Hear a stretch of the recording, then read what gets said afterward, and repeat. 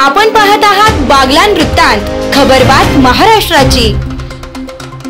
शेमळी कृषीरत्न फाउंडेशनच्या वतीने 1 जून रविवार रोजी तळवाडे तालुका मालेगाव यांच्या मार्फत आत्महत्याग्रस्त व आकस्मिक मृत्यू झालेले शेतकरी कुटुंब, अपंग शेतकरी, शहीद जवान यांचे निराधार व आर्थिक दुर्बल कुटुंब अशा 23 लाभार्थ्यांना मोफत खते, बी बियाणे, कीटकनाशक व साडी चोळी वाटप करण्यात आले।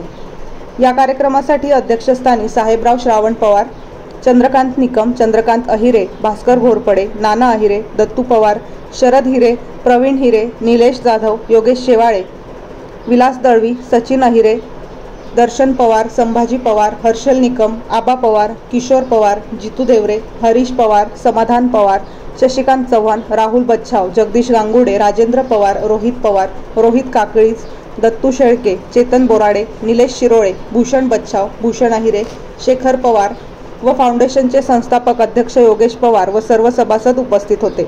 सूत्रसंचालक गणू शिरोळे यांनी केले। आमच्या फाउंडेशनच्या वतीने अनेक सामाजिक कार्यक्रम राबवले जातात। कृषीरत्न फाउंडेशनच्या वतीने आपणही समाजाचे काही देणे लागतो, या युक्तीप्रमाणे आम्ही शेतकऱ्यांना वेळोवेळी मदत करत असतो, असे उद्गार फाउंडेशनचे संस्थापक अध्यक्ष योगेश पवार यांनी बागलान वृत्तांतशी बोलताना सांगितले।